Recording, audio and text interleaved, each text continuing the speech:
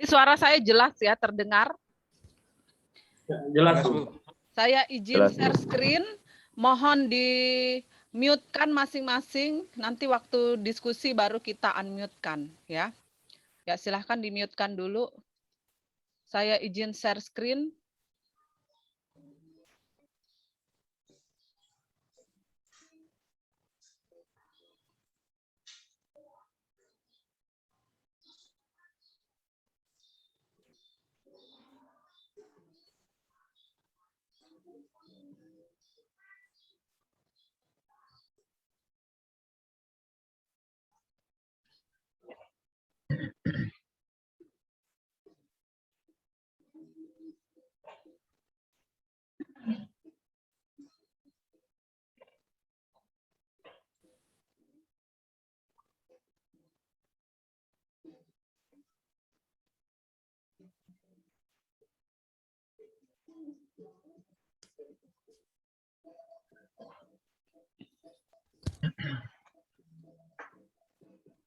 Laptop mana?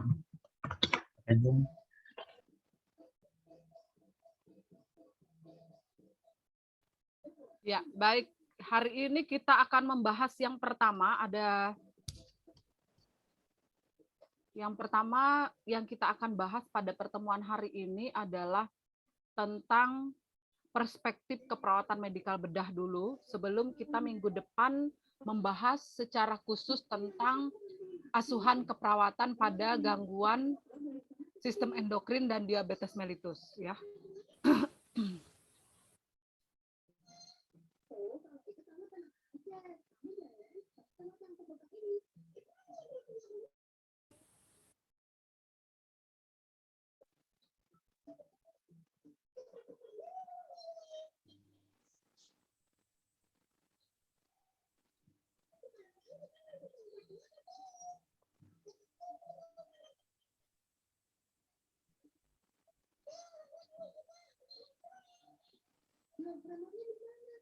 Mohon di-mute-kan dulu Ibu Armita supaya jelas nih. Mute-kan dulu, Bu. Matikan dulu audionya. Maaf. Ya. Pada pertemuan kita pada pagi hari ini kita akan membahas tentang pengantar keperawatan medikal bedah, karena yang akan kita bahas di dalam minggu depan itu khusus untuk ASKEP atau asuhan keperawatan pada keperawatan medikal bedah sistem endokrin. Nah, tetapi sebelum kita menelusur lebih dalam atau mendalami pada asuhan keperawatan medikal bedah, sebaiknya kita recall dulu atau mengingat kembalilah setidaknya tentang bagaimana sebenarnya keperawatan medikal bedah. Nah, untuk kita ketahui bersama atau sebenarnya untuk mengingat saja teman-teman mahasiswa bahwa keperawatan medikal bedah itu sebenarnya sama seperti keperawatan lainnya yang merupakan area sangat spesialis ya pada praktek. Nah, khususnya kita akan menyediakan layanan keperawatan ini pada usia dewasa sampai dengan akhir kehidupan atau yang disebut dengan menjelang ajal gitu ya. Di setting rawat jalan atau rawat inap. Nah, itu peran-peran dari keperawatan medikal bedah.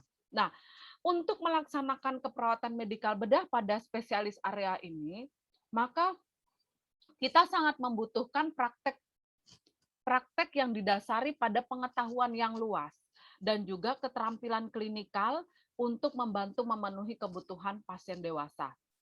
Jadi karena pengetahuannya harus luas dan keterampilan kliniknya juga harus spesialis dan dikuasai, maka perawat-perawat di keperawatan medikal bedah ini diharapkan selalu belajar, selalu membuka diri terhadap hal-hal baru. Nah, kemudian di keperawatan medikal bedah sendiri itu merupakan suatu layanan profesional di mana orang yang terlibat dalam keperawatan medikal bedah memberikan layanan yang bertanggung jawab dan bertanggung jawab. Nah, semua yang dilakukan berdasarkan pada ilmu dan teknik keperawatan medikal bedah. Untuk memenuhi kebutuhan dari pasien dewasa sampai dengan menjelang ajal tersebut di kebutuhan psikososial dan spiritual yang mengalami masalah kesehatan, pastinya gangguan struktur dan fungsi organ akibat dari penyakit maupun trauma. Nah, di keperawatan medikal bedah yang kita bantu sebagai perawat ini adalah pemenuhan kebutuhan dasar yang terganggu akibat respon tubuh yang berubah akibat dari penyakit dan trauma itu sendiri. Yang biasanya perubahan itu terjadi secara komprehensif, psikososial, dan spiritual. Nah, disitulah perawat medikal bedah masuk untuk membantu memberikan layanan keperawatan. Nah, kemudian peran perawat medikal bedah ini lebih difokuskan pada membantu memenuhi kebutuhan manusia yang seperti saya sampaikan tadi. Seperti contohnya, ini adalah fungsi-fungsi dari tubuh manusia yang terganggu ketika terjadi penyakit atau trauma. Contohnya adalah keamanan atau perlindungan, proteksi diri, ya. Kemudian oksigenasi dan perfusi jaringan, kemudian mobilitas, sensori persepsi, kognisi atau cara berpikir orientasi gitu ya. Nutrisi, metabolisme dan eliminasi. Eliminasinya bisa eliminasi urin fekal ya. Kemudian seksualitas yang pastinya membantu memenuhi kebutuhan dasar manusianya ini harus ada ilmu caringnya, ada dasar peduli dan dasar menghargai kepada manusia dewasa dan menjelang ajal karena setiap manusia itu istimewa atau memiliki kelebihan masing-masing, unik ya. Kemudian peran keperawatan medikal bedah ini cenderung pada pertama kolaborator dari pelayanan kesehatan. Nah, kita diharapkan bisa berkolaborasi dengan sesama tenaga kesehatan, ya baik itu medis maupun sesama kita para medis seperti gizi, fisioterapi, farmasi, kemudian pemeriksa diagnostik ya. Kemudian pemberi layanan keperawatan pasti ini care provider untuk pasien kita, baik pasien, keluarga maupun masyarakat. Kemudian sebagai edukator dan konselor, advokat atau pembela pasien maupun sekarang sudah dimasukkan lagi sebagai peneliti. Nah, harapan kita Anda nanti ketika sudah selesai di sarjana keperawatan bisa menerapkan salah satu peran yaitu peneliti pemula. Kalau yang lainnya, kolaborator pemberi layanan, edukator, konselor, dan advokat itu sudah mulai Anda kerjakan di fasilitas kesehatan di mana Anda melayani saat ini. Nah, untuk melihat bahwa hal apa saja yang menjadi peran, nah contohnya adalah caregiver atau pemberi layanan asuhan keperawatan. Di sini kita memberikan asuhan keperawatan baik pada pasien, keluarga maupun komunitas. Nah, memberikan layanan asuhan keperawatan di keperawatan medikal bedah tadi sudah disampaikan tidak bisa lepas dari yang namanya penguasaan pengetahuan dan keterampilan. Tetapi saat ini juga harus ada dasar perilaku peduli atau caring ya, berbelas kasih kepada orang lain dan juga menghargai. Itu dalam layanan sebagai pemberi layanan asuhan keperawatan. Kemudian yang kedua adalah advokat, berarti membantu melindungi hak-hak pasien. Nah, bagaimana seorang perawat itu memahami hak-hak pasien kalau dia tidak memahami masalah secara komprehensif? Nah, untuk saat ini kompetensi perawat sudah mengarah pada bagaimana berpikir kritis. Berpikir kritis bukan ketika ada masalah itu terjang langsung. Terjang langsung apa saja yang bisa dikerjakan langsung saja tidak. Tetapi perawat mulai membuat secara sistematis pemikiran asal masalah, bagaimana masalah itu, setelah itu mencari solusi untuk melakukan pengambilan keputusan mengatasi masalah. Nah, Ini contoh-contoh dalam melindungi hak pasien, salah satunya adalah informed consent sebelum melakukan prosedur operasi. Ya, informed consent adalah bagian dari hak pasien, ya, yaitu otonomi untuk memutuskan berdasarkan yang dia inginkan. Nah, ini perawat melindungi. Kemudian yang kedua, memberikan penjelasan sesuai yang dipahami oleh pasien. Itu juga merupakan hak peran advokat dari perawat. Kemudian edukator, edukator atau pendidik kesehatan, di mana perawat medikal bedah itu mendidik tidak hanya individu, tetapi juga keluarga, plus juga bisa mengkolaborasikan hasil pendidik kesehatan itu dengan tenaga kesehatan lainnya. Kemudian ini dia, peneliti atau researcher. Peneliti ini pastinya akan bicara tentang menganalisis suatu data atau temuan, kemudian dilakukan suatu analisa untuk memberikan gambaran, menjelaskan fenomena, bahkan memberikan suatu intervensi yang dapat dipertanggungjawabkan berdasarkan data. Maka dari itu keilmuan keperawatan akan terus berkembang melalui salah satunya adalah penelitian. Nah, kemudian yang paling sering dilakukan perawat adalah sebagai kolaborator. Orang yang mampu mengkoordinasikan atau berkolaborasi dengan tenaga kesehatan lain atau medis ya. Kemudian mampu menjalin hubungan baik dari struktur tertinggi sampai yang terendah dalam memberikan pelayanan secara holistik dan komprehensif kepada pasien. Maka tidak jarang perawat itu diberi kesempatan untuk menjadi manajer atau pengelola dari suatu program-program di rumah sakit karena dia yang paling mampu mengkolaborasikan antara tenaga kesehatan satu dengan yang lain. Nah, ini peran dan fungsi perawat medikal bedah. Kemudian dalam melaksanakan perannya, perawat medikal bedah ini harus punya basic pengetahuan akan kebutuhan dasar manusia. Dan Anda tahu sendiri ya mungkin sudah belajar di keperawatan dasar tentang kebutuhan Maslow. Nah, ini kita sampaikan kembali untuk mengingat kembali bahwa dalam keperawatan medikal bedah, ketika perawat melayani pasiennya, baik itu individu, keluarga, dan masyarakat, dia akan melihat ini dalam memprioritaskan suatu intervensi, fisiologis, rasa aman, sosial, penghargaan, dan aktualisasi diri. Nah, ini adalah kebutuhan-kebutuhan manusia ketika dia masuk dalam setting rumah sakit, baik itu rawat inap maupun rawat jalan. Nah, kalau teman-teman yang berperan KMB di komunitas juga sama ya.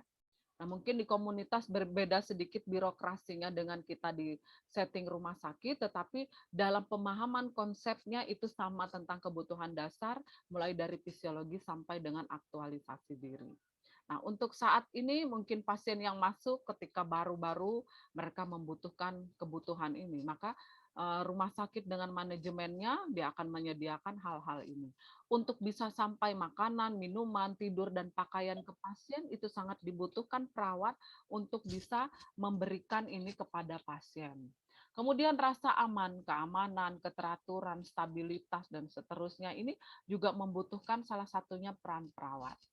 Saya punya cerita ya, waktu saya merawat pasien di rumah sakit, ada seorang lansia, ya kebetulan kita merawat bersama dengan mahasiswa waktu itu. Ini terkait rasa aman yang saya ceritakan ini.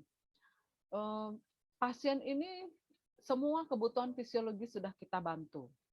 Satu lagi yang dari pasien, keluarga datang dengan masalah mungkin tentang kekayaan ya.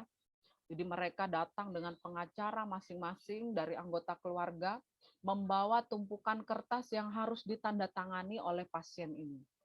Dan pasien tidak bisa menyampaikan secara lugas, gamblang begitu karena dia ada problem dengan pita suaranya. Intinya adalah dari reaksi tubuh dan sebagainya, pasien itu tidak mau. Pasien itu ingin istirahat, pasien ingin ingin menikmati lah, maksudnya masa-masa sakit ini ingin cepat sembuh, pemulihan, maka membutuhkan istirahat. Tapi beberapa anggota keluarga datang menerobos untuk bisa segera mendapatkan tanda tangan. Nah, disinilah peran perawat dimulai. Perawat sebagai perawat dari klien dan menyampaikan apa yang disampaikan oleh klien. Memang akan terjadi konflik sebenarnya di sana, tetapi yang perlu kita tegakkan adalah bagaimana pasien merasa bahwa dia terlindungi saat pasien dirawat di tangan perawat. Jadi berkolaborasi di sana, ada dokter, ada petugas keamanan, ada administrator untuk menjelaskan kepada keluarga saat ini adalah fokus untuk melakukan perawatan kepada pasien. Nah, terkait kendala, terkait hal-hal yang berkaitan dengan keluarga itu diselesaikan setelah pasien sudah pulih. Nah, itu yang pengalaman kita di rumah sakit bertemu ketika seorang yang sedang sakit merasa terganggu keamanannya akibat hal yang di luar dari masalah pemulihan. Nah, ini dibantu oleh kita tenaga kesehatan untuk dikomunikasikan dengan baik pada anggota keluarga. Ya, itu salah satunya. Kemudian sosial. Kalau apeksi relasi keluarga ini mungkin Anda sudah pengalaman di rumah sakit, sering bertemu kalau kita di Banjarmasin punya istilah ya, kalau satu sakit, kalau bisa itu satu RT datang ya. Kalau satu RT datang ke rumah sakit, bawa tikar, panci, ya rice cooker untuk makan gitu ya.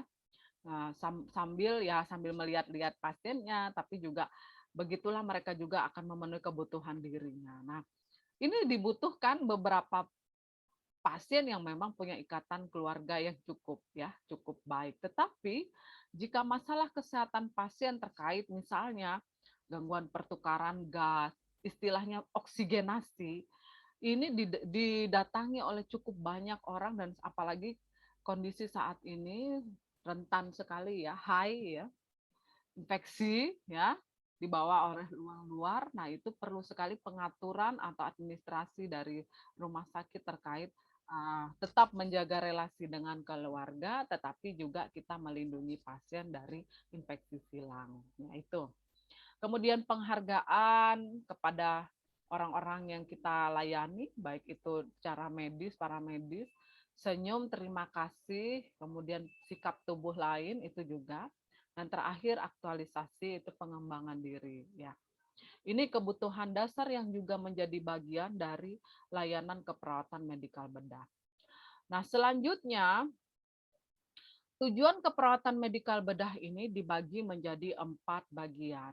Yang pertama, ketika kita memberikan layanan asuhan keperawatan, kita pastinya bertujuan untuk mencapai fungsi tubuh yang optimal. Karena layanan keperawatan medikal bedah adalah ketika individu mengalami gangguan seluruh organ. Ya satu-satu, tidak berbarengan ya, ada juga yang berbarengan. Tetapi tujuan dari kegiatan kita melayani itu membantu pasien untuk memaksimalkan dari fungsi tubuh. Nah, kedua, tujuan dari keperawatan medikal bedah adalah pemenuhan kebutuhan dasar tadi ya, dari fisiologis aman sampai dengan aktualisasi diri dari pasien. Kemudian yang ketiga, membantu meningkatkan produktivitas. Jadi pasien tetap kita berdayakan, keluarga kita berdayakan untuk saling membantu agar pemenuhan kebutuhan dasar dan mencapai fungsi tubuh yang optimal dapat diberikan secara maksimal. Kemudian yang keempat, karena lingkup kita juga bekerja di bagian sampai dengan usia menjelang ajal, itu kita menyiapkan kematian dengan bermartabat, orang bilang gitu ya. Jadi dalam setiap yang kita kerjakan itu salah satunya memberikan penghargaan sampai terakhir. Contoh ini, Bapak dan Ibu pasti tahu fisiologis bahwa setiap orang sampai dengan menjelang ajal, alat indera yang paling berfungsi itu adalah pendengaran.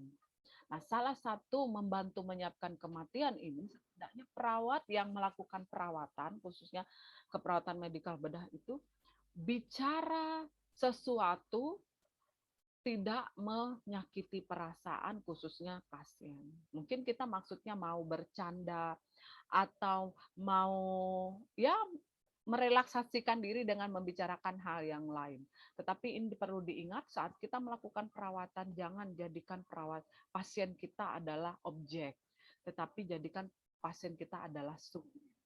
Kita dengan pasangan partner kita kerja ya, untuk kerja kita bisa saling bercerita di luar topik dari hal yang ada pasien, tapi pasien tidak dilibatkan, itu juga tidak benar. Jadi mohon teman-teman sekarang mulai mengembalikan lagi semangat dalam melayani dengan menjaga tutur kata, perilaku, sikap ketika melakukan perawatan, khususnya pada pasien yang menjelang ajal. Karena sangat sensitif sekali ya pendengaran ini. Nah, ini yang terjadi pada saya pribadi, karena saya pernah tidak sadar 3 hari, 3 malam, karena saya hipopolemi, saya syok, kemudian saya mengalami atelektaksis, saya perdarahan hebat, postpartum, saya tahu rasanya di menjelang ajal ya. Tapi pendengaran saya sangat tajam, saya bisa mengingat, bahkan kalau suaranya familiar saya bisa dengar. Jadi teman-teman mohon saat di pelayanan itu sangat berhati-hati dalam bertutur, apalagi ada pasien dan keluarga di sana. Ya, itu tujuan salah satu keperawatan medikal bedah. Kemudian apa fokus prioritas kita? Nah, fokus prioritas kita dalam keperawatan medikal bedah itu yang pertama adalah patient safety atau keamanan pasien. Nah, kalau pasien ini segala sesuatunya aman, pastinya kualitas layanan kesehatan kita pada tempat kita berkontribusi atau institusi tempat kita berkarya, itu kualitas layanannya dinilai akan baik oleh masyarakat. Nah, ini sangat penting. Jadi, apapun yang dikerjakan di layanan keperawatan medikal bedah, fokus selalu pada keamanan. Keamanan ya, patient safety ini ya pasti kepada pasien, dan keamanan diri K3 ya itu harus juga diperhatikan. Nah, kemudian keperawatan KMB dia berfokus pada klien. Kalau dia pediatrik, keperawatan berfokus pada keluarga karena anak tidak paham ya. Tetapi kalau kita keperawatan medikal bedah itu fokusnya pada pasien dengan perilaku menghargai dan caring atau berbelas kasih ya. Nah, kemudian di dalam keperawatan medikal bedah ini harus diperhatikan prinsip-prinsip etik. Nah, yang pertama, ini paling sering muncul di uji kompetensi. Kemarin saja saya dapat bocoran sampai ada sekitar 10 soal kata teman-teman yang sudah pernah ikut UKOM itu tentang prinsip etik. Jadi prinsip etik secara umum maupun di dalam keperawatan medikal bedah sama ya, tapi khusus di keperawatan medikal bedah ini ada 6. Yang pertama adalah otonomi. Otonomi atau mendeterminasi diri dan manajemen diri adalah hak individu untuk menentukan perawatan terhadap dirinya sendiri. Maka segala sesuatu yang perlu diputuskan terkait perawatan pasien itu harus minta persetujuan dari pasien. Misalnya operasi, penggunaan obat mahal, dan seterusnya.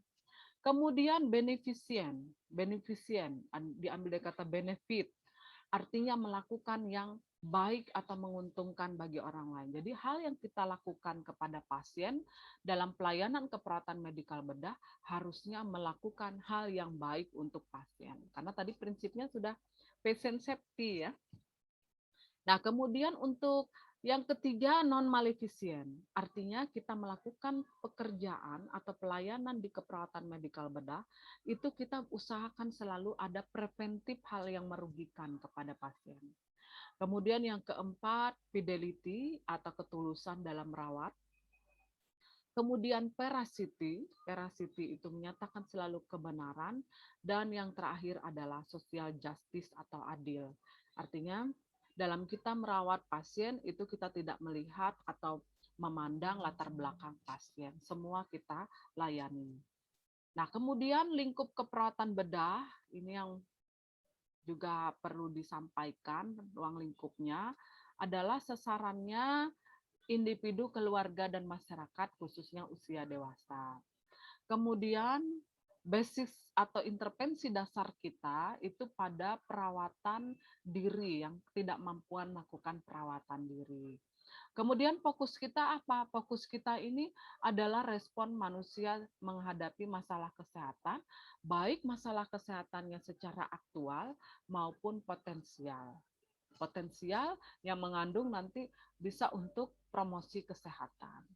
Nah, apa lingkup garapan kita di keperawatan medikal bedah? Yaitu masalah kebutuhan dasar manusia, terdiri dari bio, psikososial, spiritual yang mengalami gangguan fisiologis akibat penyakit, trauma, dan kecacatan. Nah, ini yang menjadi ruang lingkup kita keperawatan medikal bedah. Jadi tidak jauh-jauh dari kebutuhan dasar manusia.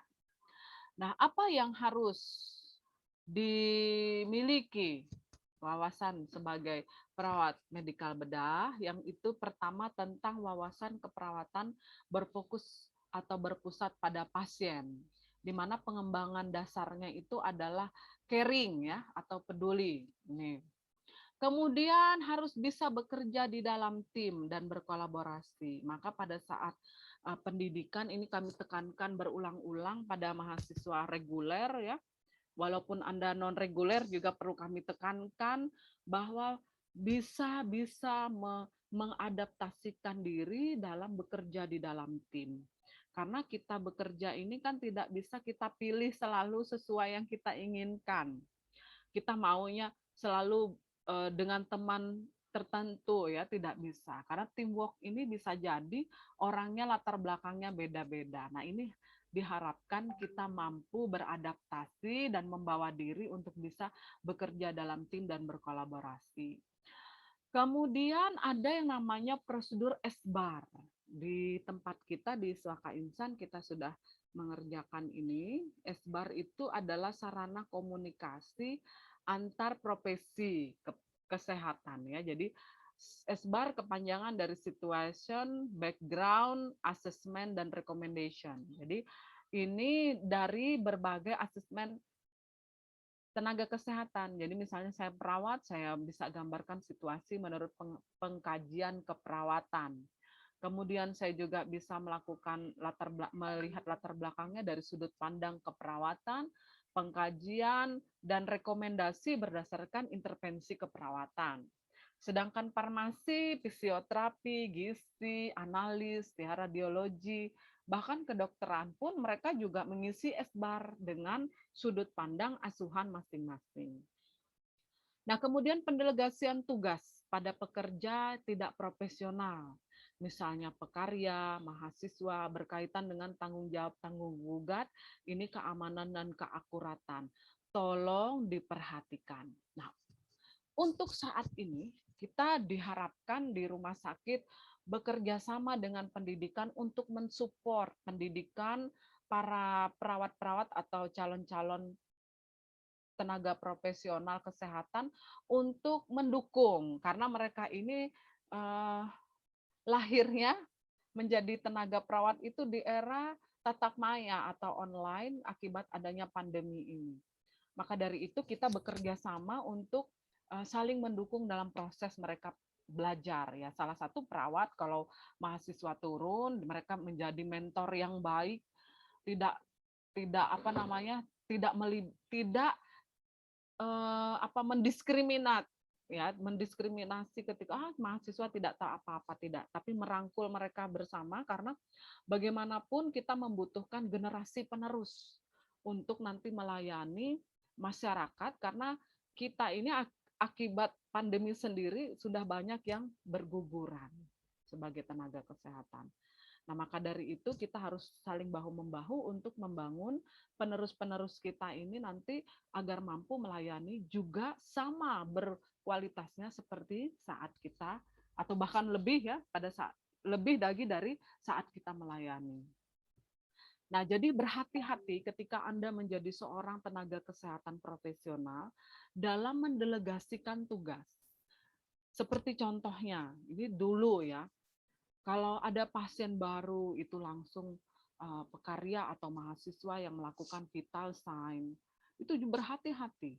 Karena itu bukan merupakan bagian dari pekerjaan bertanggung jawabnya mereka, tetapi kita sebagai pendelegasi itu yang bertanggung jawab. Maka dari itu sebaiknya untuk tugas pekerjaan yang perlu tanggung jawab tanggung gugat itu dilakukan sungguh oleh perawat profesional. Tetapi hal-hal yang tidak mengandung resiko tinggi, nah itu bisa dilakukan oleh pekerja yang tidak profesional gitu. Bukan berarti kita tidak melibatkan, tetapi kita membutuhkan mereka untuk membantu pekerjaan profesional kita. Nah, dan mereka membutuhkan, kalau mahasiswa sudut pandangnya mereka belajar untuk bekerja, belajar untuk memahami bagaimana cara melakukan pekerjaan perawat. Kalau pekarya, mereka itu bagian hal-hal yang tidak mengandung resiko. Kemudian evidence based nursing. Evidence based nursing seperti saya singgung pertemuan kemarin, bahwa dalam melakukan intervensi keperawatan saat ini sudah berkembang menuju pada base data. Dasarnya adalah pada data, pada penelitian yang sudah terpublikasikan dengan baik.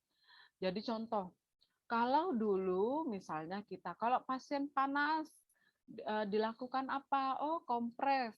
Menurut siapa? Menurut A, B, C. Nah, kompresnya apa ya? Menurut pengalaman kakak A, kompres dingin. Menurut pengalaman kakak B, kompres hangat. Menurut pengalaman kakak C, kompres apa lagi? Nah, bukan didasarkan pada bukti yang terbaik dalam melakukan. Saya beri contoh. Untuk saat ini, hal-hal yang menjadi fokus dalam layanan itu salah satunya adalah praktik keperawatan mandiri. Dari intervensi itu ada intervensi mandiri. Bagaimana intervensi mandiri itu dibangun? Salah satunya adalah dengan melakukan suatu penelusuran hasil-hasil penelitian yang terpublikasikan di jurnal bereputasi untuk bisa kita ambil sebagai itu salah satunya intervensi mandiri. Contoh, pasien dengan karena saya dikritis pernah pengalaman ini, pasien dikritis itu dia pasang McPen, mechanical ventilator. Nah, pasang mechanical ventilator selalu kita lakukan suction. Nah, suctioning ini kita ada dua jenis suctioning sebenarnya. Ada yang close suction, ada yang open suction. Nah, yang paling sering digunakan oleh perawat open suction. Nah, setelah kita membaca jurnal-jurnal yang terbaru, ternyata yang lebih direkomendasikan adalah closed suction. Mahal sedikit, tetapi dia tahan lama dan resiko infeksinya itu dapat dikurangi, bahkan tidak ada gitu. Nah, itu salah satu intervensi mandiri yang dapat dikolaborasikan ke medis untuk dalam penyediaan itu diarahkan pada close suctioning ya, endotracheal suction gitu. Itu contoh evidence based nursing. Masih banyak lagi yang lain ya. Masih banyak lagi yang lain. Kemudian berpartisipasi aktif dalam perbaikan kualitas institusi. Nah, saya yakin teman-teman yang sudah di non reguler ini, mungkin yang sudah bekerja di institusi, itu dilibatkan dalam proses penjaminan mutu internal di institusinya, khususnya persiapan akreditasi. Mari berperan aktif, jangan tidak membagikan diri ya. Jadi orang bilang tidak tidak rugi bahwa perawat itu selalu berkontribusi dalam setiap momen atau event yang ada di tempat masing-masing untuk perbaikan kualitas institusi. Kemudian untuk saat ini karena kita sudah masuk pada era harus literasi digital dan internet ditingkatkan, maka penguasaan teknologi dan informatika perlu ditingkatkan. Ya. Kemudian yang lainnya, ini sudah tadi ya, yang tadi saya mau titik beratkan lagi, dalam pendelegasian tugas pada pekerja tidak profesional harus memperhatikan.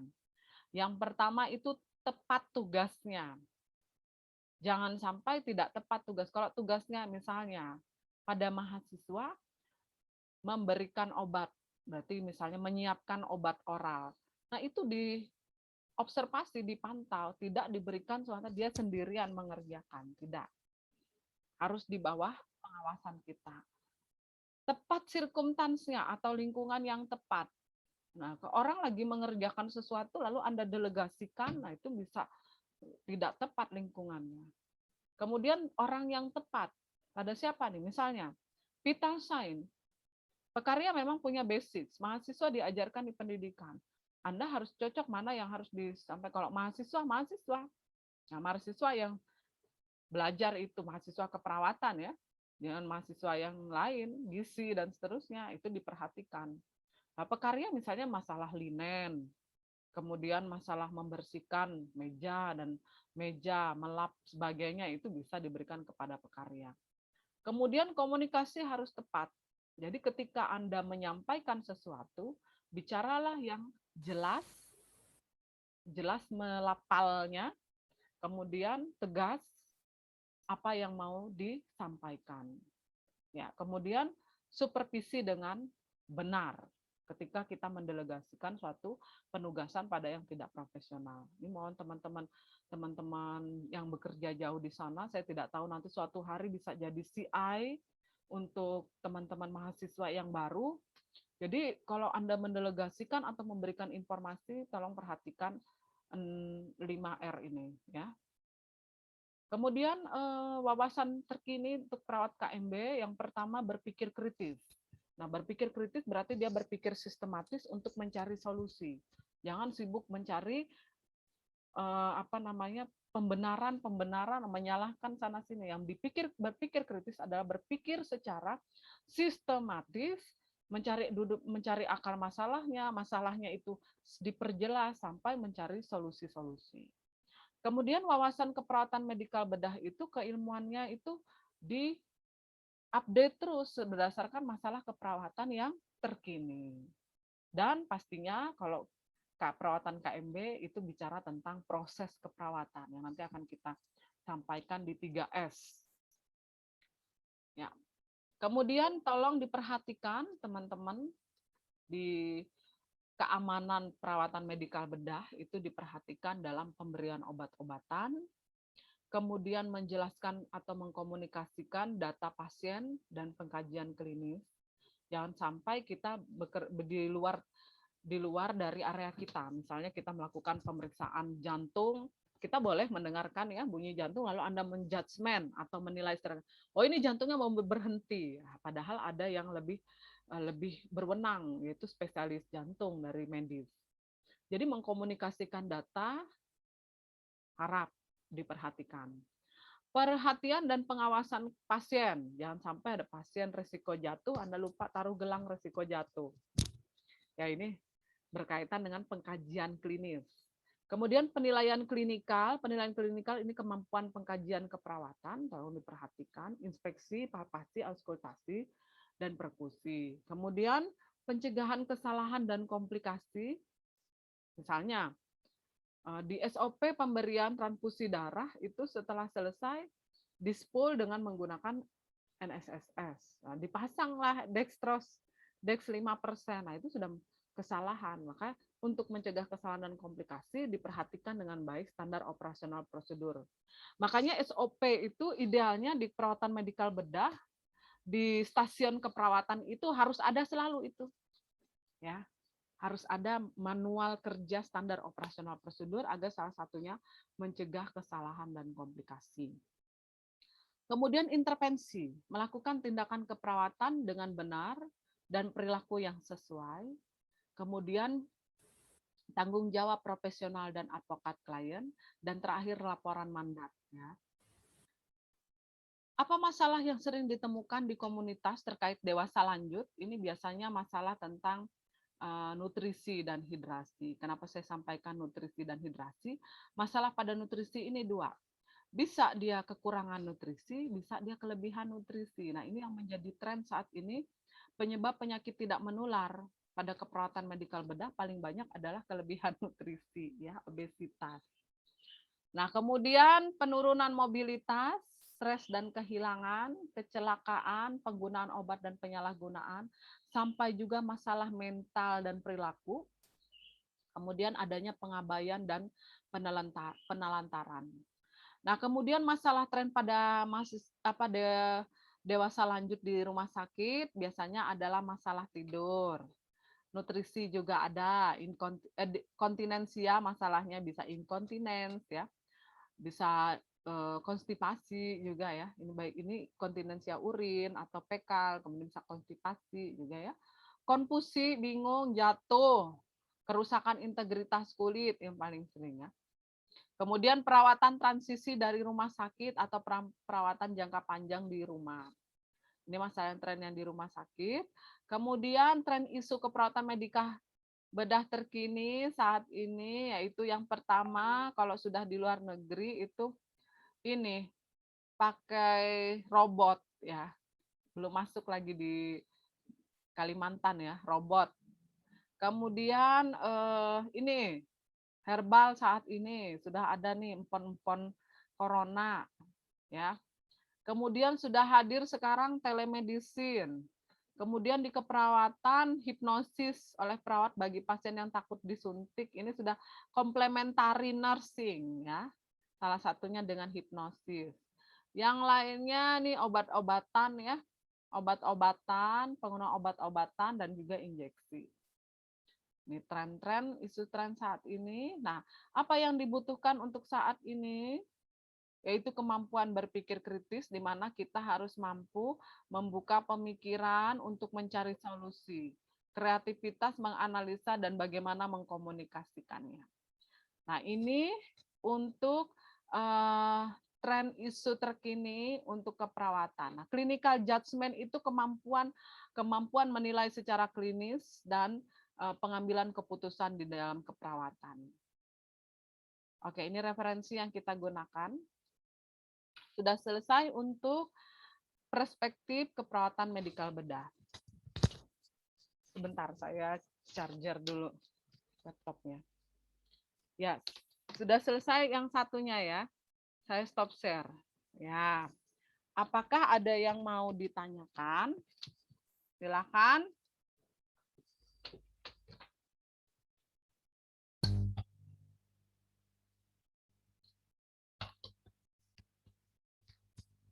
Ya, apakah ada yang mau ditanyakan atau masih ini ya, masih perlu kayak kita gitu kalau misalnya habis naik pesawat turun di jet lag orang bilang.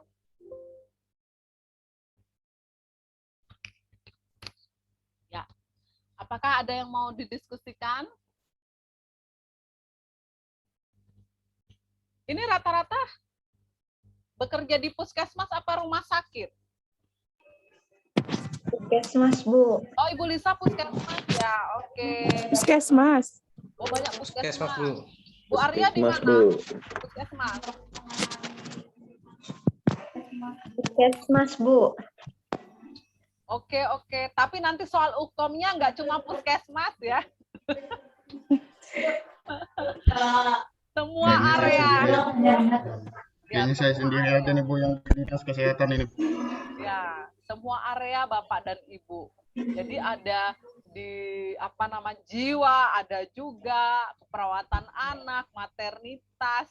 Tapi kalau puskesmas kan dia sudah dibagi-bagi berdasarkan tugas masing-masing ya. Karena kalau Eskepnes perawat generalis nanti banyaknya di layanan pasien dewasa. Ya, tergantung ya, saya tidak tahu di tempatnya masing-masing. Kalau Pak Wilson di mana?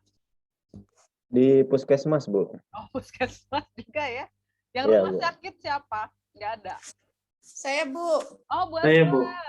Saya, Bu. Bagian apa, Bu Esther? Di IGD, Bu. Oh, IGD. Bu Gita di mana? Di ruang perinatologi. Oh, perinatologi, maternity ya. Oke. Yang di KMB nggak ada. Siska, Bu, di ruang OKA. Oh, di OK ya. Ya, Ririn di ruang perawatan bedah. Oh, ada Bu Ririn di perawatan bedah. Oke, berarti ya kita ini majemuk ya. Gak apa-apa, Anda membuka wawasan saja bahwa untuk menjadi seorang escape nurse itu generalis. Nanti penempatannya berdasarkan tempat Anda masing-masing. Asah menurut saya, dan tolong pada saat saya menerangkan seperti ini, karena saya harus mengingatkan ini, semester depan itu Anda harus memulai peran baru, yaitu peneliti. Nah, untuk menjadi seorang peneliti, itu harus membuka wawasan dari berbagai sudut. Nah, dimanapun kita bekerja. Misalnya, saya bekerja di puskesmas, banyak ketemu data pasien dengan hipertensi. Nah, kenapa itu tidak menjadi hal yang kita garap? Gitu. Ya, tolong apa yang saya sampaikan, apa yang saya sharingkan ini menjadi basic nanti Bapak Ibu untuk menjadi pemeran peneliti pemula di semester depan. Ya, kalau sudah semester depan lalu cari ide, itu udah agak telat sedikit. Oke, saya kasih contoh Bapak Ibu ya. Saya hari ini bicara tentang perspektif keperawatan medikal bedah. Lalu Anda melihat bahwa yang saya sampaikan, seorang perawat itu harus berpikir kritis, ya. Berpikir kritis itu dimulai dari siapa? Dari mahasiswa. Terbesitlah Anda nanti pada saat semester depan, Anda mau menilai nih, kemampuan berpikir kritis seorang mahasiswa di era pandemi.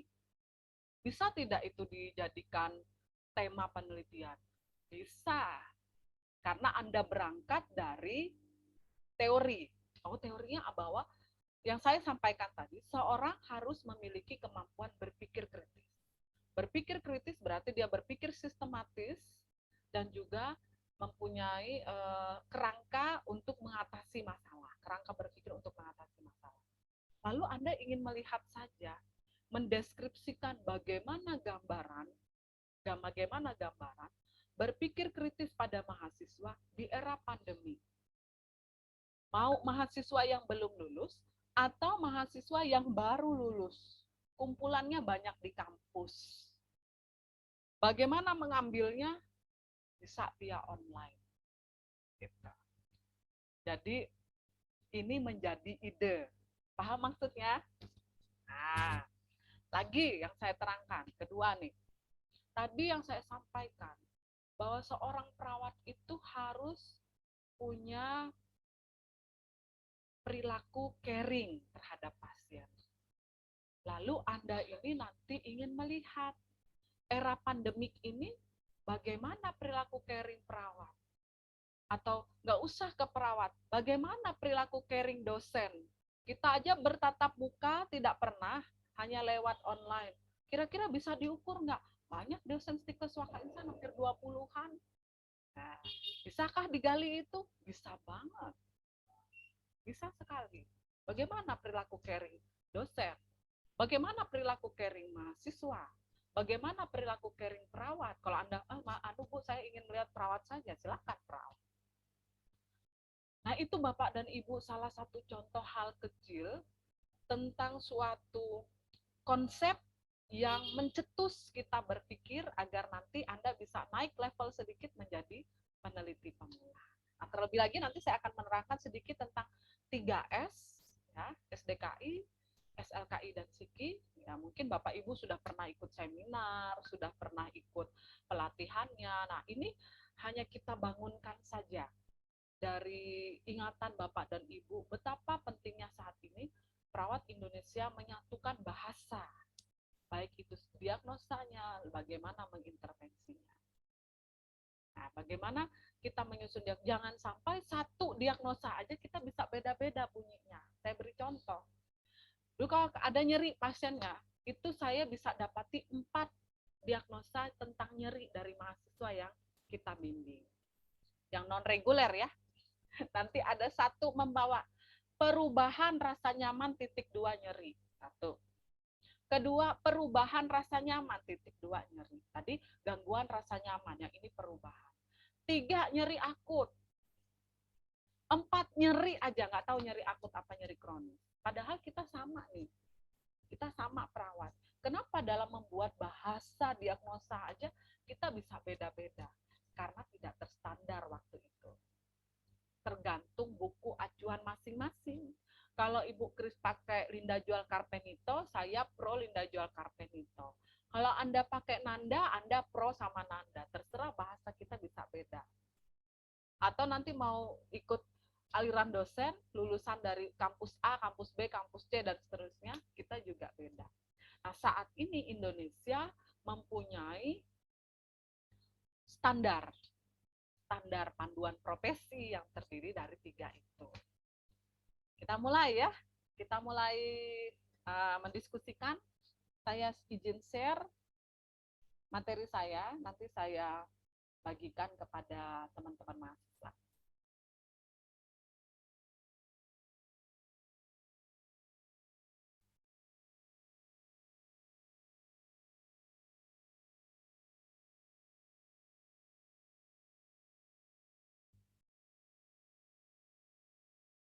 Apakah bisa melihat PowerPoint saya? Bisa, Bu. Ya, Bisa, Bu. Bisa, Bu. Bisa. ini saya mengambil dari tim Pokja PPNI Pusat tentang penerapan 3S. Tetapi saya buat di sini dalam keperawatan medikal bedah. Kenapa ini tidak masuk di dalam silabus, tetapi menurut saya ini penting karena minggu depan kita sudah presentasi kasus. Nah, saya sangat mengharapkan apa yang Anda ketahui dari SDKI, LKI, dan SIKI ini bisa Anda terapkan nanti dalam menyusun rencana asuhan keperawatan pada kasus-kasus yang Anda buat. Walaupun nanti pada saat presentasi Anda mencoba membuat satu lah dari diagnosa itu, bagaimana diagnosanya, bagaimana luaran keperawatannya, bagaimana intervensinya, itu tidak masalah buat kita. Kita bersama-sama belajar. Ya, baik. Nah, ini SDKI, SIKI dalam keperawatan medikal bedah. Seperti kita tahu bahwa di dalam penyusunan SDKI SIKI ini ada latar belakangnya. Nah, yang pertama adalah Undang-Undang Keperawatan yang pasti sudah teman-teman familiar membacanya, nomor 38 tahun 2014. Nah, dari undang-undang ini lahirlah standar profesi. Nah, standar profesi itu dia harus punya yang namanya buku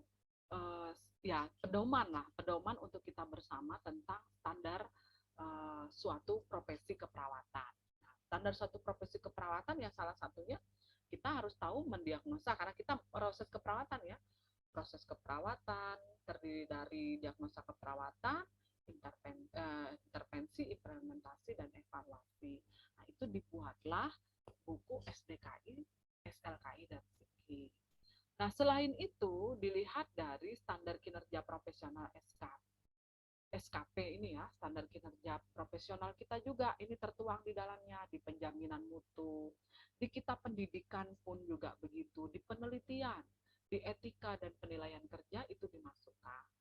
Kemudian di standar kinerja profesional kita sebagai tenaga perawat gitu ya, tenaga kesehatan, ini ada standar kompetensi juga nanti di pendidikan, contohnya untuk vokasi, nurse, generalis ya.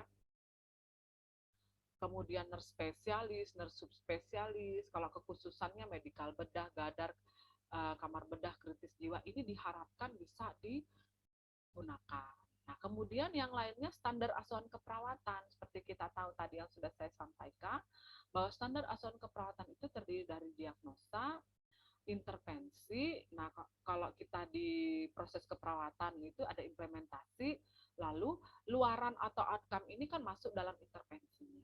Nah, ini latar belakangnya ada 3. Standar kinerja profesional, standar asuhan keperawatan, dan standar kompetensi. Yang lainnya ini awalnya adalah undang-undang dan standar profesi. Nih. Kemudian terbitlah ini oleh Persatuan Perawat Nasional Indonesia menerbitkan standar. Kalau dulu kita ada yang nanda niknok, ya kita akan nanda niknok. Nanti beli buku Linda Jual Carpenito, ya zaman saya Linda Jual Carpenito gitu. Dungus gitu. Nah, sekarang distandarkanlah di Indonesia. Tadi sih problemnya juga ya yang kita temukan, bahwa untuk satu diagnosa aja kita bisa beda-beda bikin bahasa ya. Nah, entah dari mana, entah dari referensi masing-masing. Nah, ini salah satu untuk menyamakan ketika Anda lulus dan saya pun ada di sini, kita sama, semuanya sama di mana-mana dalam membahasakan satu standar bahasa keperawatan. Nah, kalau Anda lihat buku ini, dia ada 149 diagnosa keperawatan. Kalau zaman saya dulu ada 99 sampai 100. Itu disuruh diminta dihafal lagi waktu saya akper tingkat 1 oleh dosen kita ya. Harus menghafal. Jadi kemampuan menghafal diagnosa, aduh, ternyata nggak bisa hafal kalau kita nggak bikin askep. Kalau bikin askep lama-kelamaan pasti hafal. Nah, ketika kami melakukan penelusuran kepada mahasiswa, ini juga bisa bahan untuk ide penelitian. Satu mahasiswa itu paling banter dia bisa menguasai 10 diagnosa keperawatan. Karena ulang-ulang gitu aja dia, dan jarang dikenalkan dengan bahasa keperawatan yang lain. Nggak ada datanya, Bu. Nah, jangan-jangan nggak mengkaji. Nah, contoh yang paling sering diangkat, gangguan pemenuhan nutrisi, ketidakseimbangan nutrisi kurang dari kebutuhan, kelebihan dari kebutuhan. Kemudian 2 itu sudah, nyeri akut, gangguan pola tidur, gangguan eliminasi, imobilitas fisik, gitu-gitu ya, sampai 10, dan itu mentok, ada yang sampai 15 mentok sudah. Jarang mengangkat diagnosa-diagnosa yang menurut saya bahasanya baik, dan itu ada di pasiennya karena masalah pengkajian. Ya. Oke, selanjutnya ini jenis diagnosa. Yang lain nanti silakan baca sendiri. Jenis diagnosa mohon diperhatikan, teman-teman. Diagnosis keperawatan itu bentuknya bisa negatif dan bisa positif. Kalau negatif, nah artinya kan masalah gitu ya. Ada masalah aktual, ada masalah maaf, resiko. Nah, masalah aktual harus nanti ada tanda ya dan gejalanya. Datanya itu mayor dan minor. Ini kayak kita Linda jual Carpenito dulu. Batasan karakteristik lah orang bilang ya. Nah, tanda gejala. Nah, kalau resiko itu etiologinya faktor resiko. Jadi misalnya resiko jatuh dengan faktor resiko, bukan berhubungan dengan ya. Nah, kemudian yang positifnya, diagnosa keperawatan juga ada yang positifnya itu tentang promosi kesehatan. Ini ada tanda gejala ya mayor dan minor ya. Hal-hal positif itu berarti ya, tidak berupa gangguan. Nah, untuk prosesnya yang pertama analisa data. Bandingkan data temuan dengan nilai normal. Kemudian kelompokkan data, mana kelompokkan data masalah eliminasi, masalah nutrisi, masalah aktivitas, dan seterusnya. Kemudian baru identifikasi masalah. Ini masalahnya aktual, resiko, atau promosi kesehatan. Nah, yang ketiga baru perumusan diagnosa. Nah, ini jika nanti 3 bagian aktual ya, ini 3 bagian aktual misalnya, oh semuanya mayor berarti aktual. Kalau 2 bagian, kalau perumusan diagnosis 2 bagian, ada resiko, ada promosi kesehatan. Ya. Nah, ini pengelompokannya kalau Anda membaca berdasarkan kategori dan subkategori diagnosa keperawatan. Kalau fisiologis ini berdasarkan sistem respirasi, sirkulasi, sistem nutrisi dan cairan, sistem eliminasi, aktivitas dan istirahat, neurosensori, reproduksi dan seksualitas. Nah, kalau di KMB sistem endokrin paling sering bermasalah di mana? Ini nutrisi cairan sama aktivitas istirahat, reproduksi seksualitas ada. Gitu. Oh, respirasi juga ada ya, karena pada di krisis tiroid itu ada juga masalah. Kemudian masalah psikologis, nyeri dan keamanan, integritas ego, pertumbuhan perkembangan. Kalau perilaku, kebersihan diri, penyuluhan dan pembelajaran. Kalau relasi interaksi sosial, lingkungan, keamanan dan proteksi. Nah, ini nanti mohon kalau dulu, ini dulu ya, ini ada diagnosa medis, langsung kita perumusan diagnosis. Nah, medis dulu kita gantung. Sekarang tidak seperti itu, karena setiap individu itu responnya istimewa. Misalnya, ada pasien dengan masalah hipertiroidisme. Bisa yang baru, ya dia baru terdiagnosis, bukan masalah esoptalmus atau hipermetabolisme yang jadi masalah. Bisa jadi kalau kita kaji sungguh-sungguh, analisis identifikasi, kecemasan. Jadi nggak mesti diagnosis medis kita tunggu, nggak, karena kita keperawatan berdiri sendiri. Maka dari itu betul-betul melakukan pengkajian keperawatan, analisa sampai ini untuk merumuskan diagnosa. Karena orang yang sama terdiagnosis medis, responnya bisa beda-beda terhadap penyakit. Kemudian ini komponen diagnostiknya. Mari kita lihat untuk indikator diagnostik. Indikator diagnostik ini itu parameter atau karakteristik, batasan karakteristik. Maka pada diagnosis aktual, etiologi itu bisa jadi penyebab dari suatu indikator diagnostik. Misalnya indikatornya itu adalah meringis, batasan karakteristik meringis. Etiologi meringis itu apa? Bisanya, oh ada inflamasi, karena inflamasi itu nyeri akut. Nah ini. Kemudian ada juga kalau promkes yang tadi ya, tanda gejala atau simptomnya bisa menyebabkan batasan karakteristik atau indikator diagnostik. Begitu juga pada diagnosis resiko. Nah, rumusan yang PES dan PE ya, problem, etiologi, dan simptom itu tetap berlaku untuk aktual. Sedangkan problem etiologi hanya untuk resiko. Nah, maka dari itu, kalau membuat diagnosis resiko, nanti tidak ada data DS maupun data DO. Kemudian tanda dan gejala, nah kalau dia aktual tadi data mayor atau data utama itu ditemukan sebanyak 80-100% untuk validasi diagnosis. Sedangkan minornya bisa tidak ditemukan atau ditemukan dalam mendukung penegakan diagnosis saja. Nah, nanti ketika Anda uji kompetensi, yang ditanya itu misalnya, apa masalah keperawatan utama? Nah, Anda itu harus melihat sungguh-sungguh data subjektif yang diungkapkan oleh pasien dan data objektif yang dikaji. Nah, kalau banyak mayornya misalnya pasien mengatakan dia tidak bisa tidur.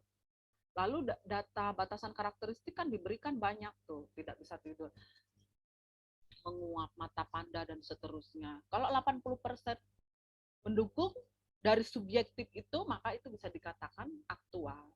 Tetapi kalau dia tidak mau makan, selera makan, itu tidak kita pilih. Dan nanti kalau Anda diberikan trip and tricks-nya di sana, kita coba nanti di ujian sumatif 1 dengan kita. Bagaimana Anda menjawab soal-soal yang modelnya soal skenario ya. Nah, kemudian untuk masalah label, ini kita beri contoh masalah atau label, fokus diagnosanya adalah pertukaran gas, curah jantung, aktivitas, dan pengetahuan. Ini nama diagnosa, deskriptornya atau nama diagnosa gangguan penurunan toleransi atau defisit ya. Dulu tuh gangguan, penurunan, intoleransi, defisit. Kalau dulu kita gunakan itu. Nah, sekarang fokus diagnosanya bisa gangguan pertukaran gas, bisa penurunan curah jantung, bisa intoleransi aktivitas, bisa defisit pengetahuan. Nah, di dalam perumusan diagnosa keperawatan ada 3 bagian tadi sudah ya. Ada diagnosis aktual, berarti masalah berhubungan dengan penyebab, ditandai dengan tanda gejala PES, problem, etiologi, simptom. Kalau penulisannya 2 bagian, ya tadi 2 bagian, risiko dan promkes, itu masalah dibuktikan dengan faktor risiko. Nah, kalau diagnosisnya promosi kesehatan, masalah dibuktikan dengan tanda gejala. Jadi PES tetap untuk aktual, PE faktor etiologi resiko ini untuk resiko, dan promosi kesehatan masalah dan etiologi saja. Ini contohnya untuk diagnosis aktual. Nanti bahasa kita sama ya, bersihan jalan napas tidak efektif. Kalau dulu kita bacanya ketidakefektifan bersihan jalan napas. Sekarang bahasa Indonesianya ada bersihan jalan napas tidak efektif. Definisinya ini, penyebabnya bisa fisiologis, bisa situasional. Ini salah satu bisa dipilih, penyebabnya etiologinya bisa sekresi yang tertahan, misalnya gitu ya. Kemudian gejala dan tanda mayor, kalau bahasa dulu batasan karakteristik, etiologi, batasan karakteristik bisa data objektifnya ini. Nah, kalau subjektifnya bisa tidak tersedia, bisa tersedia. Jadi contoh, bersihan jalan napas tidak efektif, kita pilih tidak efektif, berhubungan dengan spasme jalan napas, ditandai dengan batuk tidak efektif, seputum berlebih, mengi, dyspnea, dan gelisah. Ini contoh yang aktual. Problem, etiologi, simptom. Masalah, penyebab, data, gejala mayor. Ya. Kemudian kalau resiko, coba dilihat. Nanti pakai nomor kode ya Bapak dan Ibu. Tolong nomor kodenya jangan lupa ya. Nomor kodenya. Nah, ini nomor kode di atas. Nih, nomor kodenya ditulis tiap ngangkat diagnosa. Misalnya resiko aspirasi, nomor kode berapa. Nggak usah ditulis ini, resiko dibuktikan dengan tingkat kesadaran menurun. Ini kondisi klinisnya, Anda bisa lihat pasien Anda dengan apa. Itu contoh untuk diagnosis resiko. Problem dengan faktor resiko. Ya. Kemudian diagnosis promkes ini yang positif ya, maksudnya positif itu baik. Diagnosa ini bisa dimunculkan pada pasien-pasien persiapan pulang dan seterusnya. Kesiapan peningkatan eliminasi urin dibuktikan dengan pasien ingin meningkatkan eliminasi urin, jumlah karakteristik urin. Ini nama diagnosanya, jangan lupa nanti ditulis nomor kodenya. Apa gejala dan tanda mayor, kemudian gejala dan tanda minor kalau ada, tuliskan di sini. Nah, ini dituliskan di sini. Dibuktikan dengan pasien ingin, jadi tidak lagi kita dengan berhubungan dengan atau dengan faktor resiko dengan langsung dibuktikan dengan pasien. Nah, jadi kesimpulannya semakin lengkap standar profesi yang dibutuhkan, ini menjamin mutu praktik dan keselamatan pasien. Ini juga menjadi pengarah buat kita ya. Nah, SDKI tidak hanya bermanfaat dalam layanan masuk dalam sistem JKN, dan nanti penghargaan dan kesejahteraan. Kalau di kami swasta, kita ada namanya uang askep. Nah, kemudian di penjamin mutu, komite keperawatan itu mencek selalu tentang proses keperawatan yang sudah dibuat. Oke, selanjutnya saya ke SLKI. Nah, SLKI dan SIKI itu bagian dari intervensi. Standar luaran. Nah, apa yang melatar belakang standar luaran? Karena dalam standar asuhan keperawatan itu memiliki 3 komponen utama. Jadi, luaran atau outcome itu hal yang mau dicapai dengan adanya intervensi yang kita susun. Akhirnya PPNI juga menerbitkan ya untuk SLKI itu sendiri agar luarannya itu sama. Jadi kita di sini posisinya nih. Kalau diagnosis, pengkajian kita ada pengkajian keperawatan ya. Kemudian diagnosis, standar diagnosa keperawatan Indonesia. Perencanaan kita punya ini. Nah, apa yang diimplementasi dari yang kita rencanakan? Apa yang kita evaluasi? Apa yang menjadi luaran yang kita susun untuk masalah keperawatan yang kita buat outcome-nya atau luaran. Secara definisi untuk outcome keperawatan adalah aspek-aspek yang dapat diobservasi dan diukur kondisi, perilaku, atau persepsi pasien, keluarga, komunitas terhadap respon intervensi keperawatan. Nah, hasil akhir intervensi keperawatan itu adalah kriteria-kriteria hasil dari pemulihan masalah. Apa yang dievaluasi? Ya outcome. Di outcome-nya tuh tercapai atau tidak. Nah, dulu beberapa menyampaikan itu SOAPI ya bisa aja, tetapi hal yang diukur tetap harus adalah outcome yang atau luaran yang kita susun untuk nursing diagnosis. Apa tujuannya? Ya menjadi acuan penentuan luaran keperawatan. Bagaimana kalau pasien kita unik? Disesuaikan, karena respon pasien itu bisa berbeda. Kemudian mengarahkan intervensi keperawatan. Jangan sampai kita menyusun sembarang intervensi keperawatan kita ya. Tidak ada bukti bahwa intervensi kita itu pas untuk menjadi acuan. Makanya butuh buku pedoman ini. Kemudian meningkatkan efektivitas asuhan keperawatan, Kemudian mengukur pencapaian level keberhasilan intervensi keperawatan dan meningkatkan mutu asuhan keperawatan. Nah, kalau dulu kita paksa bukunya beda, ini aniknak ya. Buku apa namanya diagnosa keperawatan adanya, NOC-nya ada, NIC-nya juga ada. Nah, sekarang sudah diterbitkan di Indonesia, itu kita gunakan. Kemudian sistem klasifikasinya dia sama, ini mungkin tidak mereka gunakan rumus juga gitu ya. Nah, ini standarnya. Jadi ketika diagnosa SDKI itu disusun, ada tanda gejala maupun faktor risikonya, maka kita juga harus menetapkan luaran atau capaian dari yang harus kita susun agar masalah ini bisa diatasi dengan kriteria hasil ya pastinya. Nah, kemudian baru sikinya disusun berdasarkan untuk mencapai luaran tadi, maka intervensi disusun. Intervensinya pakai jembatan keledainya otek ya.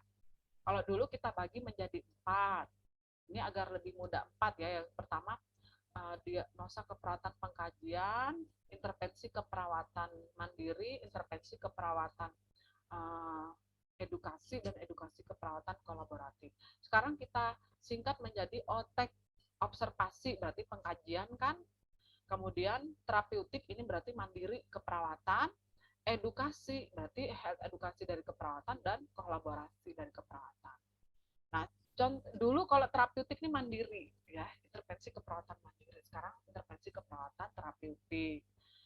Nih, makanya yang ini yang membutuhkan wawasan kita harus banyak. Misalnya pasien dengan kecemasan berhubungan dengan, lalu kita melakukan intervensi pasien cemas. Apa penyebab cemasnya? Oh, misalnya kurangnya informasi. Berarti terapeutik kita lebih pada edukasi gitu, menerangkan, menenangkan pasien. Bisa juga dengan terapi-terapi lain, aromaterapi gitu, musikal terapi. Nah, itu terapeutik yang dilakukan oleh perawat. Dalam penetapan luaran sama prinsipnya seperti yang dulu ya, SMART. Spesifik berarti artinya khusus, measurable dapat diukur, attainable dapat dicapai, realistic real ya, dan ada jangka waktunya. Ini disesuaikan dengan penilaian klinis dari keperawatan. Nah, kemudian jenis luaran keperawatan itu adalah luaran positif tadi yang untuk diagnosa promosi kesehatan, ada juga luaran negatif untuk diagnosa aktual maupun potensial. Nah, kemudian ini contoh ya, contoh luaran positif misalnya perlu ditingkatkan. Bersihan jalan napas, keseimbangan cairan, integritas kulit dan jaringan citra tubuh. Tapi yang negatif yang perlu diturunkan, contoh luarnya penurunan tingkat nyeri, keletihan, ansietas, berduka, respon alergik. Nah, ini harus diturunkan gitu ya. Nah, kemudian untuk komponen luar keperawatan, ya kita lihat nanti label, nanti saya perlihatkan label nama luaran keperawatan berupa kata kunci luara, ekspektasi atau harapan, penilaian hasil yang diharapkan, dan kriteria hasil. Kalau kriteria hasil kita sudah tahu ini ya, pasti. Oh, apa kriterianya kalau itu memang sesuai yang diharapkan. Contoh ini, ekspektasinya meningkat, bertambah baik ya, definisinya ini. Dalam ini apa contohnya? Bersihan jalan napas meningkat, curah jantung meningkat, perawatan diri meningkat, sirkulasi spontan. Kalau menurun yang tadi, membaik yang eliminasi fungsi seksual dan seterusnya. Nah, ini menurun cukup sedang, ini kita lihat saja komponen luaran ini ya, hasil diharapkan apakah menurun, cukup menurun, sedang, cukup meningkat. Kata-kata ini kita lihat berdasarkan kemampuan klinis kita menilai kondisi pasien. Nah, kemudian dalam penerapannya biasanya kita setelah, nah ini bahasa yang sering dipakai, setelah dilakukan intervensi keperawatan selama berapa waktunya, ini time-nya ya, maka apa tadi label eksternal misalnya, maka peningkatan curah jantung dapat tercapai dengan kriteria hasil. Apa kriteria hasilnya? Nah, ini contohnya. Setelah dilakukan intervensi selama 3 jam, maka bersihan jalan napas meningkat dengan kriteria hasil. Batuk efektif, produksi sekutu menurun, mengi menurun, frekuensi napas 12-20 kali per menit. Nah, ini ada di buku panduan SLKI-nya. Yang lainnya Nah, ini kalau ini nih ada ini metode basis komputer, tapi kalau kita kan manual ya menggunakannya. Nah, ini contohnya. Jadi nanti kalau Anda buka buku SLKI-nya, misalnya bersihan jalan napas, ini definisinya ya. Apa ekspektasi Anda? Meningkat. Tapi bahasa yang Anda susun nanti seperti ini ya. Ini contohnya. Setelah dilakukan intervensi selama 3 jam, maka bersihan jalan napas meningkat dengan kriteria hasil. Ya, ini sama seperti yang dulu ya. Cuma sekarang terstandar karena ada bukunya. Dengan kriteria hasil apa? Batuk efektif, meningkat, kemudian produksi. Ini dipilih sesuai dengan kondisi pasien Anda. Nah, bagaimana menautkannya? Ini hubungannya. Jadi, hubungan antara dua elemen konsep SDKI dan SLKI ini bukan maksudnya standar luaran keperawatan itu menggantikan kemampuan perawat dalam mengkaji, tidak. Penilaian klinis perawat itu tetap harus digunakan. Nah, makanya tadi saya katakan bahwa ada orang punya masalah sama-sama, nih masalah diagnosisnya sama, hipertiroidisme, tetapi beda respon. Maka dari itu, seseorang itu tidak bisa, walaupun dia sama-sama penyakit tertentu, dia belum tentu responnya terhadap penyakit itu sama. Nah, ini yang dibutuhkan penilaian klinis oleh si perawat itu sendiri. Nah, pengkajian itu tidak bisa distandarkan karena masing-masing orang punya kemampuan masing-masing dalam perawat itu mempunyai kemampuan masing-masing dalam melakukan penilaian secara klinis. Bisa disebabkan oleh pengalaman, kemudian kemampuan diri dalam merasa, berempati gitu ya. Kemudian juga pengetahuan. Maka dari itu teman-teman mahasiswa harus tetap belajar ini untuk mengasah terus penilaian klinis. Nah, kemudian pemilihan luaran keperawatan tetap harus didasarkan pada penilaian. Jadi, Anda memilih luaran, walaupun kadang-kadang kita dapat kasusnya sama, luaran keperawatannya bisa aja berbeda berdasarkan etiologinya dari masalah yang kita ambil. Maka dari itu, perhatikan selalu penilaian klinis kita dengan membandingkan kekhasan kondisi pasien, keluarga, dan komunitas. Satu diagnosis dapat memiliki lebih dari satu luaran, tidak mesti satu ya. Kalau dulu kita ngangkat nyeri akut berhubungan, oh kita menurunnya rasa nyeri, mungkin sekarang tidak hanya menurun nyeri, bisa jadi menurun juga cemasnya. Nah, itu harus kita lihat berdasarkan penilaian klinis kita. Ini contohnya, misalnya bersihan jalan napas, nah, luaran tambah kontrol gejala, pertukaran gas, defisit nutrisi, bisa tambah luaran utamanya status nutrisi baik, tapi luaran tambahnya berat badan, eliminasi PK, fungsi ini, nafsu makan, dan seterusnya. Nah, lihat nanti dari kondisi pasien untuk memilih dari luaran tambahan untuk kasus ini. Ya. Tahapan dalam penyusunan SLKI ini sudah tidak perlu ya. Ini yang penting. Sekarang ke SLKI ini, mengapa perlu distandarisasi? Tadi sudah saya sampaikan bahwa saat ini terjadi banyak sekali keilmuan keperawatan, ekspansinya luas, keragamannya banyak ya, maka dari itu kita perlu panduan. Ini juga mengembangkan sistem informasi kita sama-sama. Jadi ketika Anda lulus dan saya pun, kita punya sama-sama lah bahasa dalam melakukan standarisasi intervensi yang disusun. Kemudian belajar untuk mengambil keputusan bagi mahasiswa ya, karena kalau kita tidak ada panduan, bagaimana kita ngambil mahasiswa, semua didasarkan pada buku yang kadang-kadang beda-beda gitu ya. Kemudian penentuan biaya pelayanan kepada perawatan. Dan alat komunikasi, kalau kita diterapkan di sini pakai S-bar, itu sangat membantu sekali komunikasi antar profesi kesehatan. Kemudian keunggulannya nanti dibaca sendiri ini ya. Jadi intervensi keperawatan itu biasanya perawat sendiri yang harus menginisiasi, karena ini kita mandiri ya. Kemudian bisa dilakukan secara langsung, bisa dilakukan tidak langsung, dan juga dalam layanan keperawatan itu menjadi awal dari komunikasi antar sesama profesi kesehatan. Kemudian ini nanti untuk layanan intervensi langsung, ini sudah dilakukan langsung dengan pasien. Laying on hands itu langsung mengerjakan gitu ya. Ada juga yang tidak langsung intervensinya tanpa berinteraksi dengan pasien, namun dilaksanakan demi pasien. Kemudian ada intervensi yang diinisiasi atau diawali oleh perawat ya untuk mengatasi diagnosa keperawatan. Ada juga intervensi yang diinisiasi oleh penyedia layanan kesehatan yang lain, namun diberikan oleh perawat. Ya. Misalnya medikasi diinisiasi oleh medis, tapi yang melakukannya oleh perawat, pasang infus ya.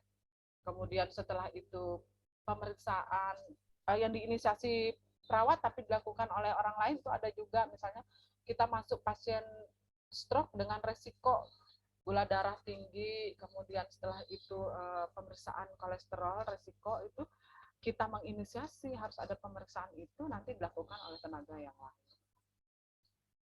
Kemudian kita bicara tentang psiki. Ya, sebelum saya masuk ke psiki, apakah ada yang mau ditanyakan?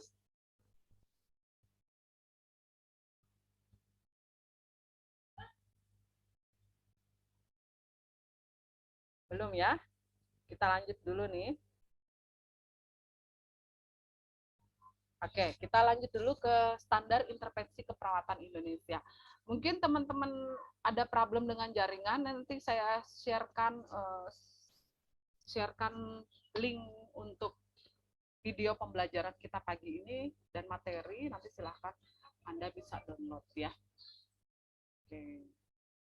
Standar intervensi keperawatan. Tadi sudah ada standar diagnosa keperawatan, kemudian sudah ada standar luaran keperawatan, nah sekarang standar intervensi.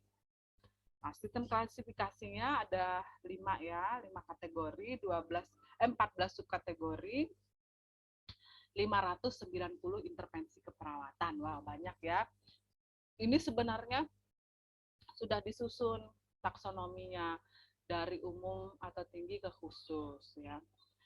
Nah, ini sama dia ngikutin DUNGUS ya dan juga ICNPDC ini ya sudah. Nah, ini klasifikasinya. Sama kayak SDKI ya ini ya, klasifikasi psikinya.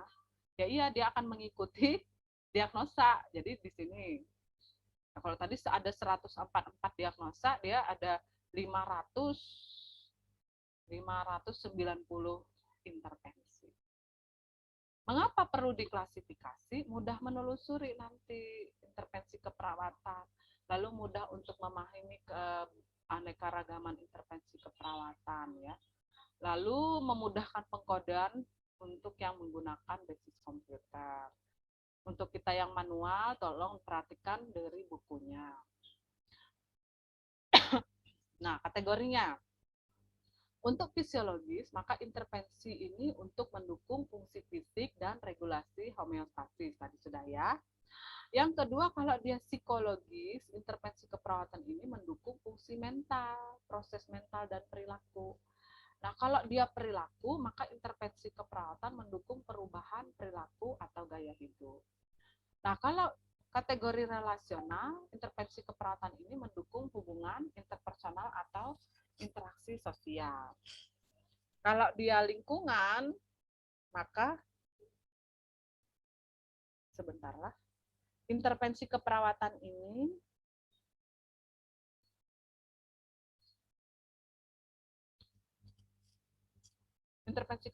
untuk mendukung keamanan lingkungan. Nah, 14 subkategori banyak sekali nih ya, respirasi, sirkulasi berdasarkan sistem ya, respirasi, sirkulasi, nutrisi cairan, eliminasi, kemudian aktivitas istirahat, neurosensoris, reproduksi, dan seksualitas. Sampai nyeri dan keamanan, integritas ego, pertumbuhan dan perkembangan, kebersihan diri, penyuluhan dan pembelajaran, interaksi sosial, keamanan dan proteksi. Nah, ini adalah subkategori untuk psiki. Nah, intervensi keperawatan adalah segala treatment yang dilakukan oleh perawat berdasarkan pengetahuan dan penilaian klinis untuk mencapai luaran atau outcome.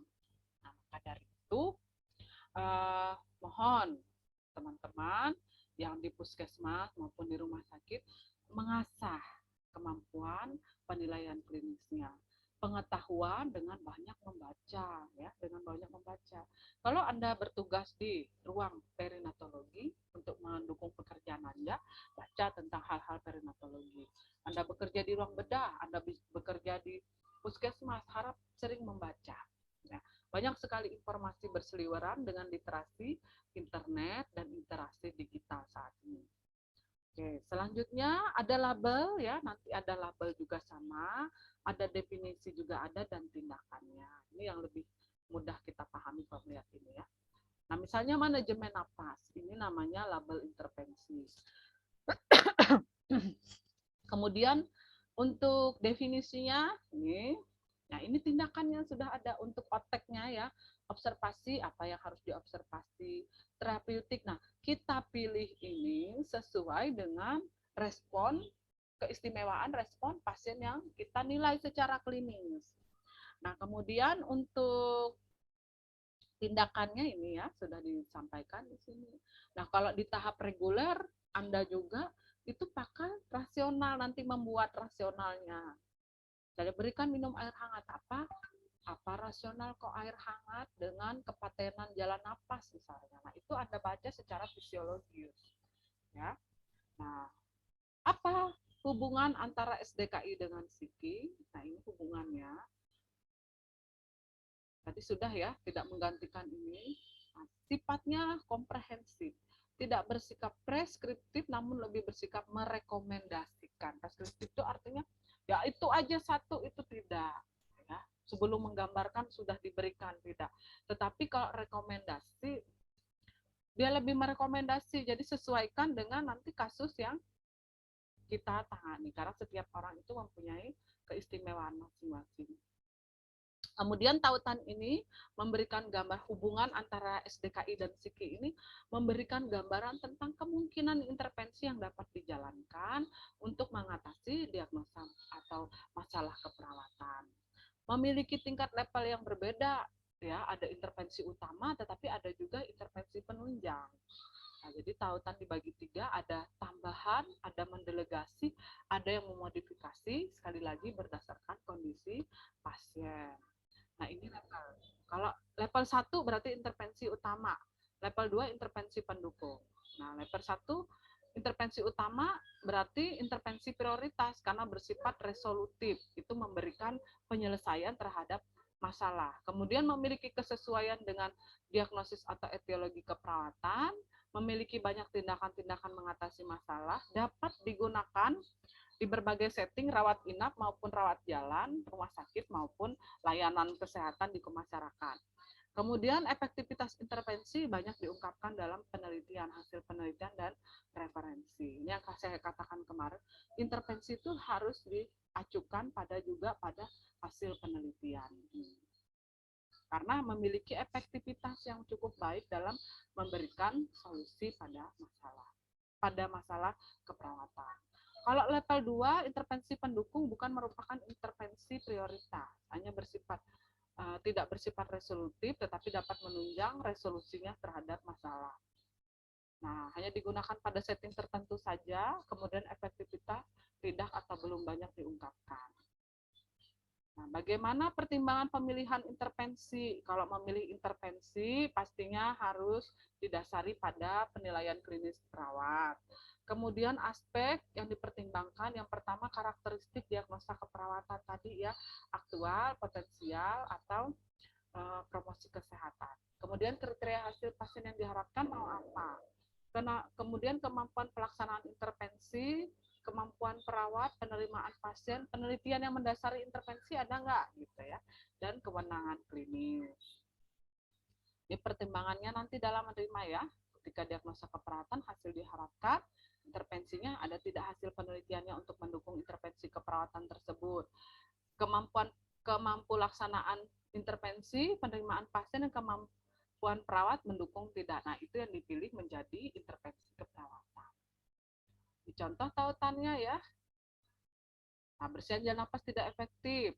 Intervensi utama, ini yang utama, latih batuk efektif. Ini sudah ada penelitiannya. Manajemen jalan napas dan pemantauan respirasi. Dan intervensi pendukung, ini kita pilih saja yang sesuai dengan kondisi pasien kita. Oke, sudah selesai. Ini kesimpulannya, referensi dari kita ini. Oke, ini yang tentang SDKI Psiki. Ya, lumayan ya. Oke, ada pertanyaan teman-teman. Sambil minum ya, jangan sampai ginjal kita dehidrasi atau sakit batu ginjal gara-gara tidak minum saat kuliah online. Sambil minum, silakan. Harus tetap semangat. Apakah ada yang mau didiskusikan? Atau tidak sabar untuk menerapkan nanti di ASKEP untuk minggu depan? Saya nanti melihat presentasinya, sehingga nanti betul nggak kodenya? Jangan sampai nanti angkat diagnosa tidak tahu nomor kode. Ya, mudah-mudahan teman-teman yang sudah ini bisa kerja kelompok deket, kodenya jangan salah. Nyusunnya jangan salah. Nanti bikin tabel aja supaya lebih mudah, tidak masalah. Mau dibuat tabel, 1 atau 2 diagnosa untuk dibuat rencana asuhan keperawatan. Oke, ada pertanyaan? Bu, mohon maaf bertanya. Ya, silakan. Ini mungkin di luar yang materi kita, Bu. Ini ada yang teman-teman bertanya juga untuk link absen kita, Bu. Masih seperti kemarin ya, Bu? Ya, sebentar ya.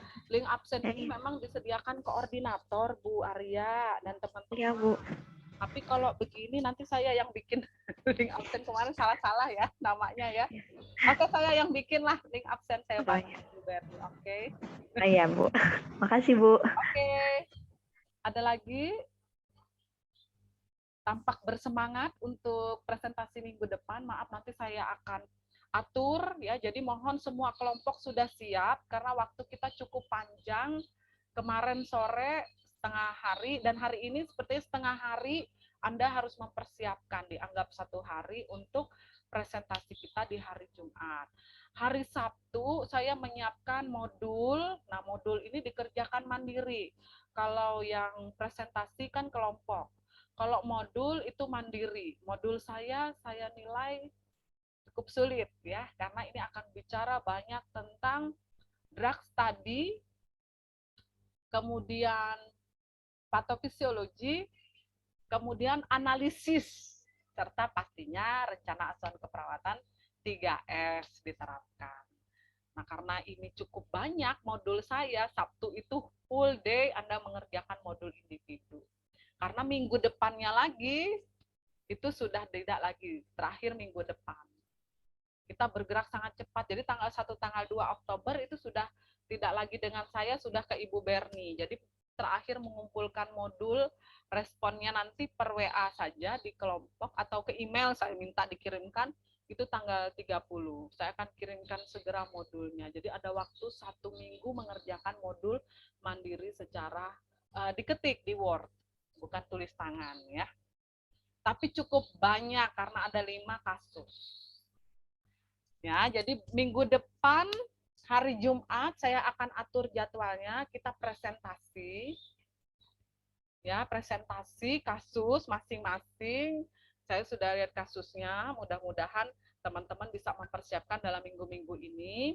Kemudian setelah itu hari Sabtu dari pagi sampai ini memang tidak ada tatap muka secara online, tetapi sudah saya kirimkan ya kuis 10 soal, 20 soal biasa kuisnya ya, untuk latihan hari Sabtunya dan juga pengerjaan modul. Jadi Bapak Ibu mungkin ada kegiatan bisa dikerjakan, tetapi modul dikumpul terakhir tanggal 30 September ya. Modul akan segera meluncur ke WA grup kita hari ini. Hari ini besok mungkin hari Senin saya ini kan ya, saya kirimkan.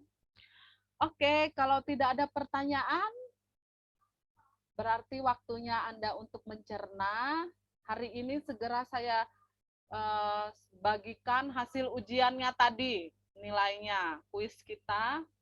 Saya cepat aja karena sudah dibantu sistem ya. Saya akan bagikan, semoga menjadi penyemangat bagi yang nilainya tinggi, dan kira-kira itu ada berapa persen nanti saya ambil untuk ujian sumatif. Ya, mudah-mudahan teman-teman masih ingat tadi soal saya, itu semua dari materi yang sudah saya sampaikan. Oke, kalau tidak ada pertanyaan,